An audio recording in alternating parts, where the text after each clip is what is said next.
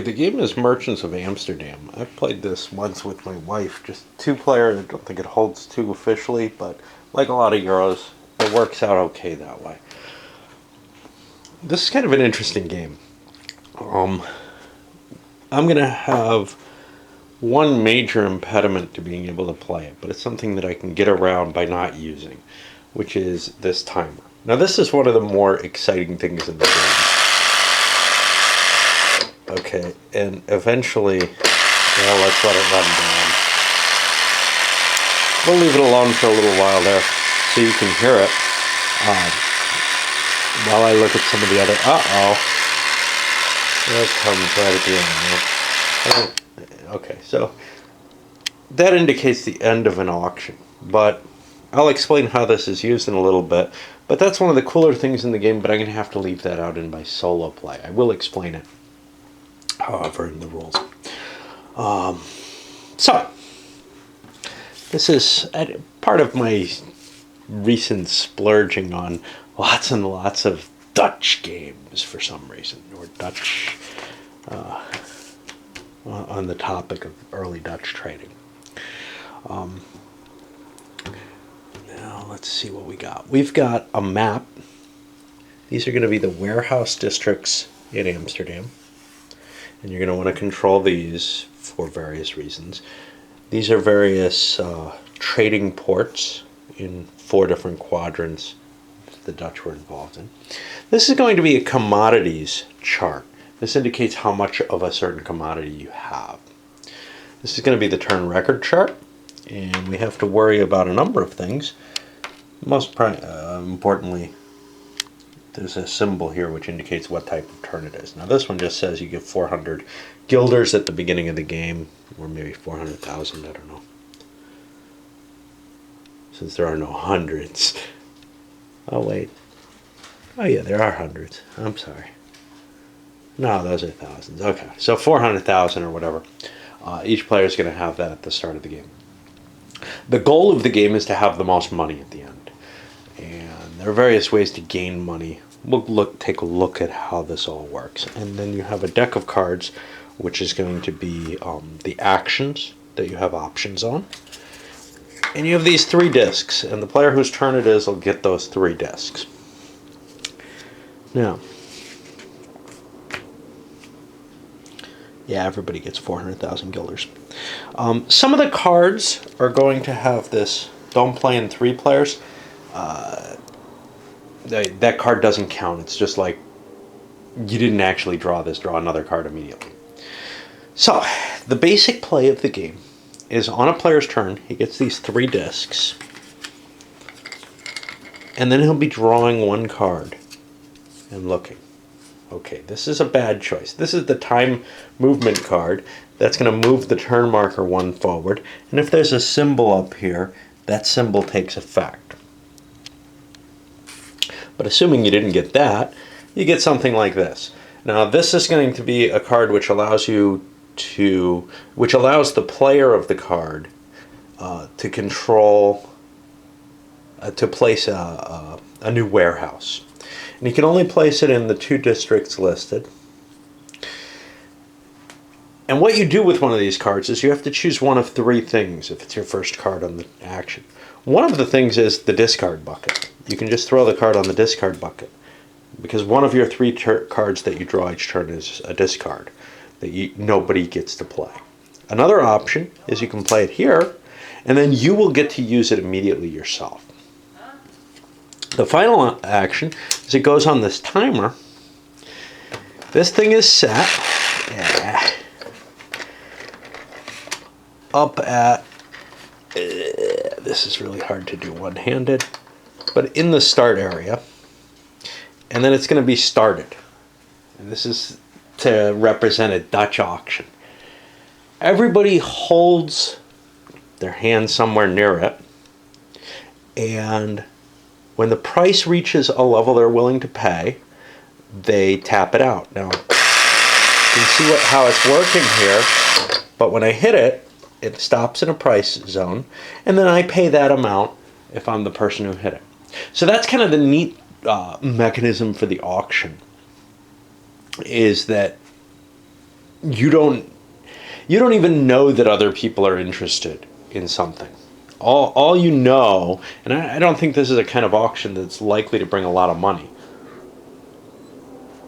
usually, but the fact that you don't know if someone else is going to chime in and take it means that, well, you might bid more than you would in a normal auction. You might be bidding as much as you're willing to pay, basically, right off the bat, even if no one else is interested, just to prevent them from taking it from you. Of course, it takes away some of the auction, more standard auction strategies. You know, I can't bid you up. All I can do is kind of fake you into thinking I'm going to go for it.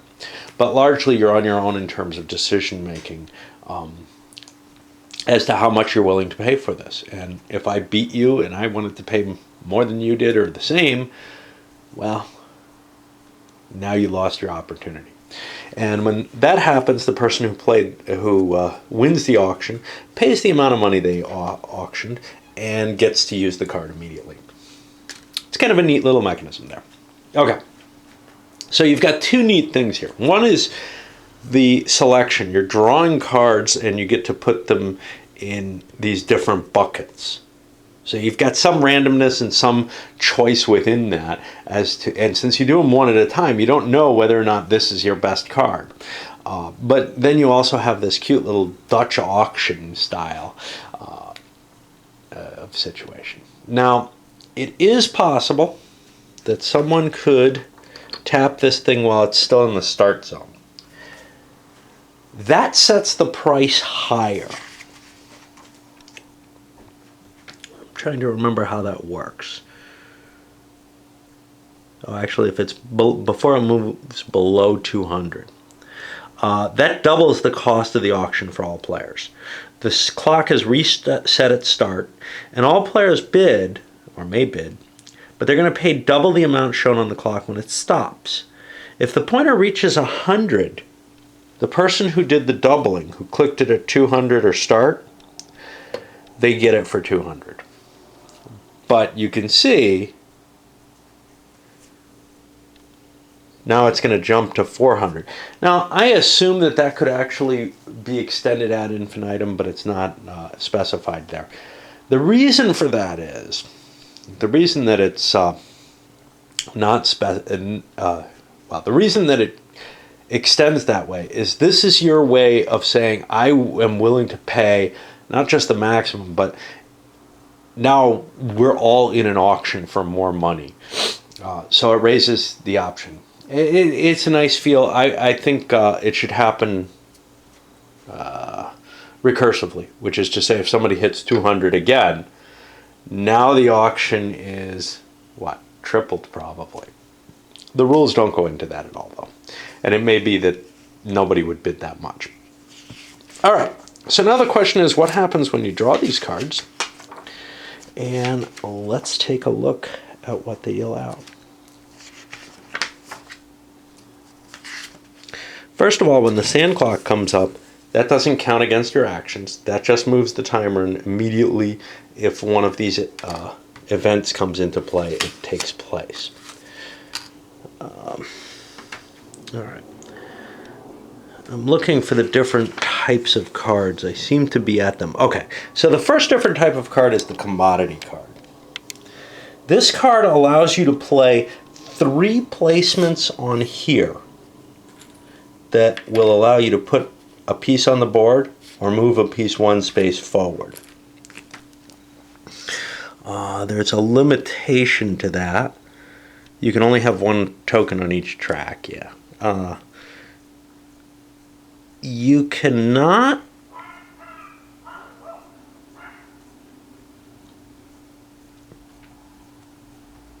I seem to remember there being a limitation. Yeah, you cannot put them all on the same commodity. That's the only limitation there. All right. The next kind of cards are trade office cards, which will show a map of the world. Now, what they're going to allow you to do is they're going to allow you to either play in the region indicated, and then you can play any type of commodity, or play anywhere in the world on one type of commodity. And in order to do that, you'll be placing your disc on the commodity, and that also increases the commodity over on the track.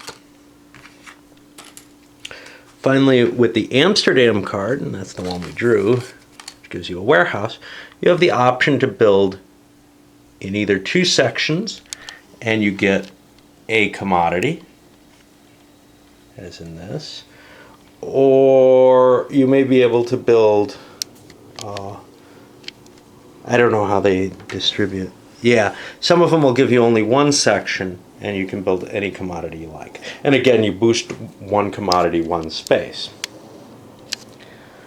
All right.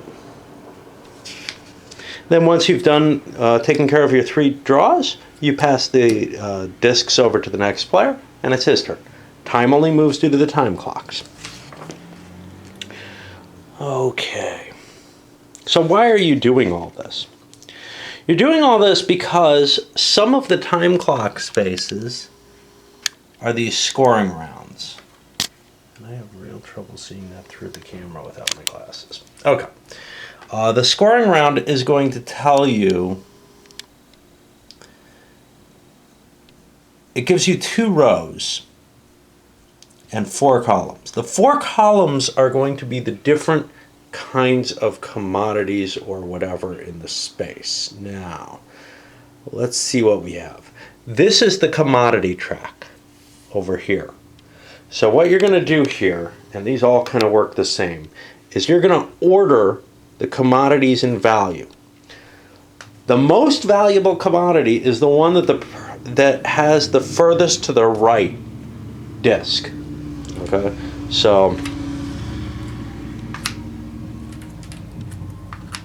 if we're in a situation like this, commodity 3 would be the most important. Ties are then going to be broken in this order. So the most valuable commodity, in this case would be the scales, would be rated here. And the person who has the most scales gets 100 guilders, or 100,000, and the second most gets 60,000. The second commodity, which is bags of kitty litter or spice, well, the first ranked person gets 80, the second ranked gets 40. Now you can see, obviously there's a lot less interest in a 2-player game where as long as you place in the commodity, you score some points. But it's still not uninteresting to play that way. All right, so that's how the commodities work when they get scored. We have other scoring, which is for, let's go to the world, which works very similarly. Each region of the world, the one that has the most people involved in, is the most valuable. And then they're ordered by the number up here. So the Americas is most valuable, followed by Africa, etc. And they have a numbering there. All right. The final one is the warehouses, and those are a little different. In order for it to count for you to have the most warehouses in a section, so whichever section has the most warehouses is still the first ranked section, just like in the other 2. But whoever has the most, it's only by being contiguous. And that has to be, not counting diagonal, but for example, here I'd have 4. But here I'd only have 3 because this one's not connected. Anyway. So that adds a little geographical aspect to the warehouses in Amsterdam. All right, so there are some special things, some bonuses that you get as soon as you get them, and you lose these bonuses as soon as you no longer have them. These are kind of a pain in the ass to keep track of, especially whether or not somebody loses a bonus. You have to really be paying attention to your own negative effects, which sometimes is hard for people to do, or everybody has to be paying attention to everybody else, which is painful to do. Okay. If you have tokens on all 4 tracks of the commodities mark, And by the way, these guys start in certain locations as numbered. Each person starts with a commodity. This guy's on the 5 as well. Just to indicate some initial trade capabilities.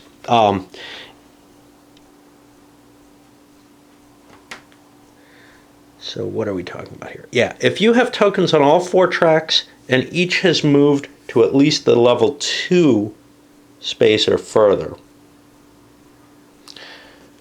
well,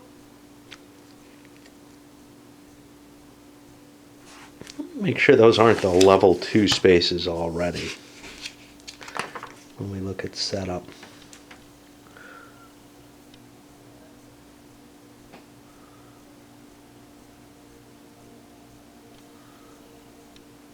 Yeah, see, it's not well defined that I can see.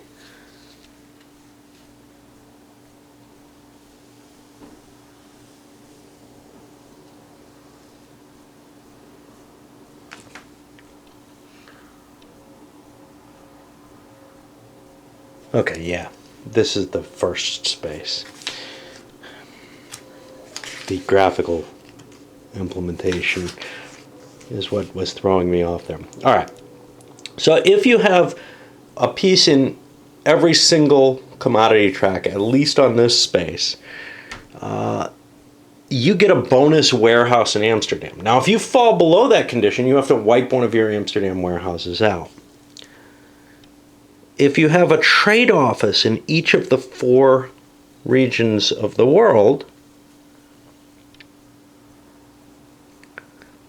you get 100,000 guilders. If you lose one of those regions, you lose 100,000 guilders immediately. When you have at least 1 warehouse in each district in Amsterdam, you get 100,000 guilders. And the districts are going to be connected, as you see, with little bridges. Every time you cross a bridge and have warehouses on both sides of the bridge, that's worth 40,000. And again, you have to keep an eye on yourself, because if you remove one of those warehouses from the bridge, there goes 40,000 guilders. All right. Then we have the special events on the time track. The starting one is just, hey, you start with 400,000 guilders. The ship indicates that every player, starting with the start player and going around the table, gets to do a commodity increase of their own.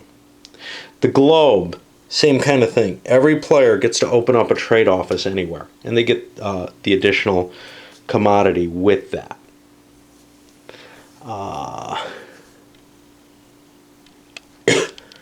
This indicates, if you wish, you can take 120 guilders and this marker that says you owe 200 guilders at the end of the game. If you're short on money, it's worth doing. The Amsterdam coat of arms is scoring, I'm sorry, no. The Amsterdam coat of arms is somewhere. There's one. No, there's one. That's going to allow you to place a warehouse on the board, right? Yeah. And when you place that warehouse, you do not get a commodity with it. You just get the warehouse. There's also losses, little X markers here. So this guy loses, this one, everyone loses a warehouse. And again, the choices are made in player order at that for that turn.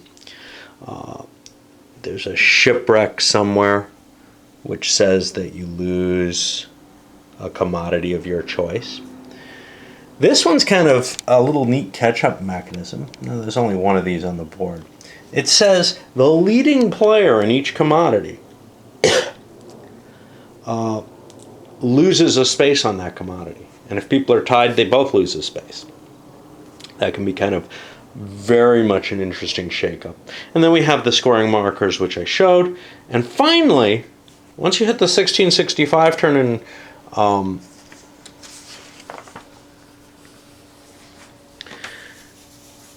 once the time passage marker reaches 1665,